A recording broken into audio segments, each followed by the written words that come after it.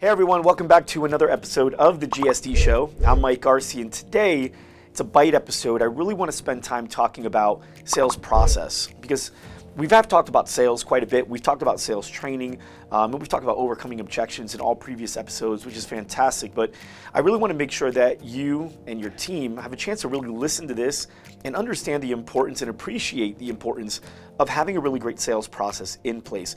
And this isn't just for fitness studios. This is for companies like mine.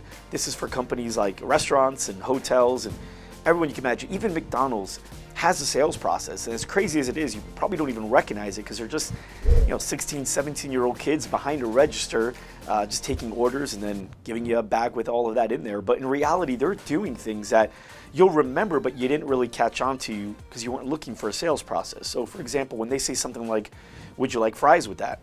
Did you know that they've actually tested, I think it was 6 or 7 different ways that they can say that to see which one actually converts the best over time.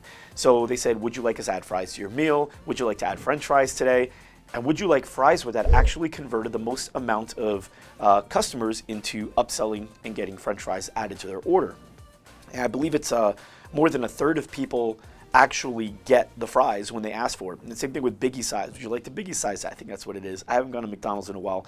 But all businesses that have a sales process in place where there's little things, little touch points that happen throughout, have a much better chance of succeeding than those that don't.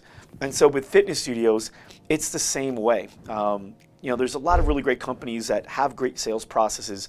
I would say Orange Theory is a really good one. We've had plenty of people on the show from Orange Theory. Spenga has a really great sales process as well. I really like theirs. F45 does a couple things really well too. But ultimately, it's about realizing that, yes, you want to make sure you have a great product, right, which is your workout and the environment combination. Those are the only two things that separate one business from another within the same industry, right? A fitness studio, the only two things that separate it are the workout and the environment. That's it. And the environment includes the people and all that. Same thing with a restaurant, right? It's the product, the food, and the environment, the atmosphere. That's it. Everything else, the way a restaurant runs, the host, the waiter, the busboy, the food running, all that's the same. With fitness studios, a lot of that's really the same too. So you want to make sure you have a really great product, which includes your product, your atmosphere, all that, but then your process, you want to make sure you have a really great process too, and then your people. And people should never run a company, and I think that's one of the things that holds a lot of fitness studio owners and fitness studios back is it's too reliant on people. So, and you even hear some brag about it. I've heard many brag about where they go, oh, people come back because of our staff. Well, they shouldn't come back because of your staff. They should come back because of the process that your staff executes perfectly. This way, if for any reason there is any rotation in staff, the company is still excellent and the members are not coming because of the staff that now left. They're coming because of the amazing process that the staff executed. At REGC Loudermer is a great example. We have great account managers. I just talked to a person that we all know very well. She's been on the episode. She's been on the show. Her name's Brittany. She's a client of ours. And I was talking to her about this because, she was talking about how do you really scale a fitness studio when people fall in love with the instructors. And now when the instructors leave, that fear of following that instructor. And what does that leave the fitness studio? And that's a legitimate fear, and it's real. And a lot of studios have a right to fear that because of the way they may build their business. And so I asked her straight up. I said, hey, well, let me ask you this. Who's your account manager? She said, James. I said, is James doing a really good job? She said, he's doing a great job.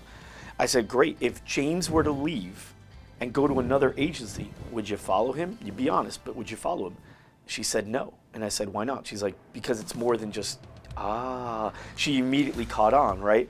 And even though James is the one that's getting her all the results on the ad side, which is why she came to our company in the first place, there's so many other things that she won't get that she would lose if she followed James to another agency. She really caught on to that really quickly. And so I wanted to make an episode about that as well, because when you're creating a sales process, you want to make sure that you're creating a process that anybody can fall into. So you're not relying on a great salesperson where it's like, oh man, this person's great. Imagine if we didn't have that person. Well, if you didn't have that person, it should still be really good. So you have a sales process that works really, really well. And that goes all the way from, okay, what do we do when the lead comes in?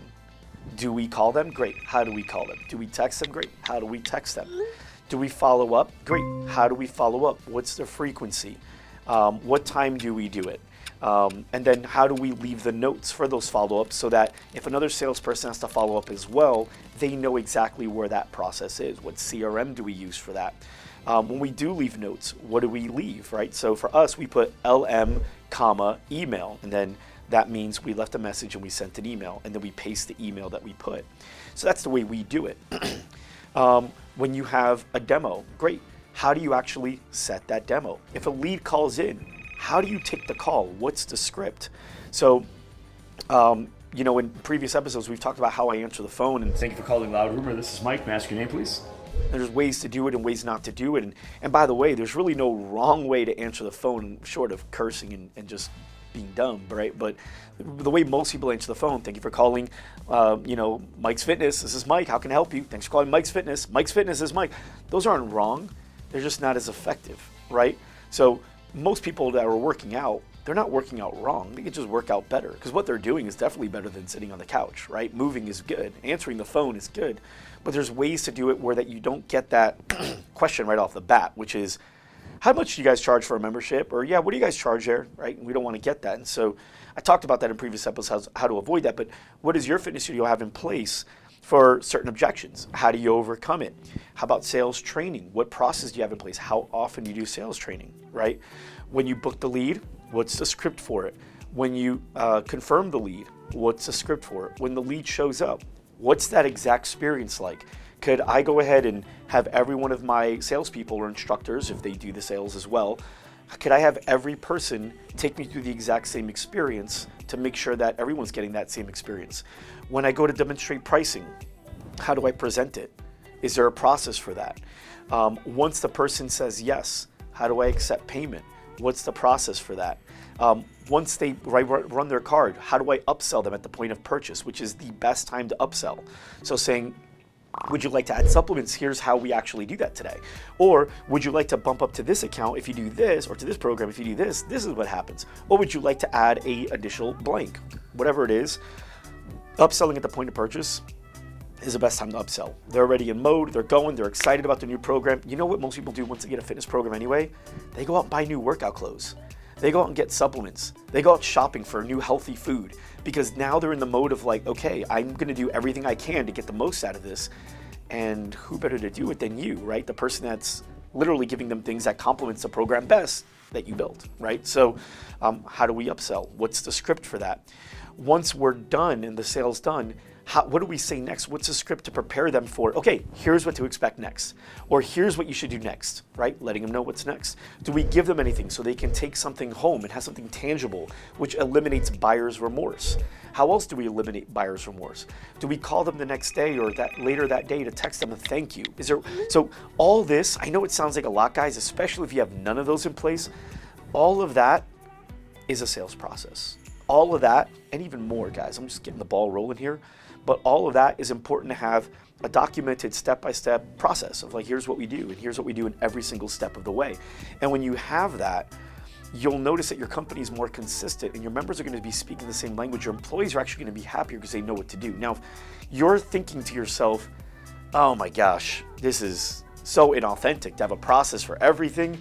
I mean, I just want to be real with people.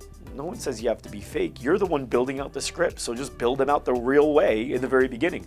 Because here's the thing, you and your people, if you don't have scripts, you and your people are using scripts anyway. They're just not premeditated. Let's say you were to record 100 of your people on the phone. Say, okay, here's 2-3 people that we have. Let's record 100 of their phone calls. I bet you anything, all of those people are going to be saying generally the same stuff on every call because they're using a script anyway. Their reel was real maybe the first few times, and then they just kind of kept saying the same stuff over and over and over. The difference between that script and a premeditated script is one that had actually thought put into it to make sure you didn't miss anything along the way. The other one is like, oh, no, I forgot to do that. No, I totally should have done that. Oh, you know what? I'll see if I can bring that up next time. Well, you don't want to ask a person that's already sitting down eating the burger, hey, would you like fries with that? You want to ask them at the point of purchase, because it's not going to have the same effect if you ask them once they're halfway done with their burger, sitting down, their wallet's back in their pocket. You want to ask them once the credit card's already in your hand. It's just an easy thing to say yes. So you want to make sure you have a sales process to ensure that everything that's supposed to happen happens at the right time, at the right place, by the people you have in place. And this goes for processes in every part of your department, but we're here to talk about sales in this particular bite. So really map out, if you haven't gone through some of our other sales episodes that we have, go through those as well, because we really break down how to do certain parts that I think would help you with this process.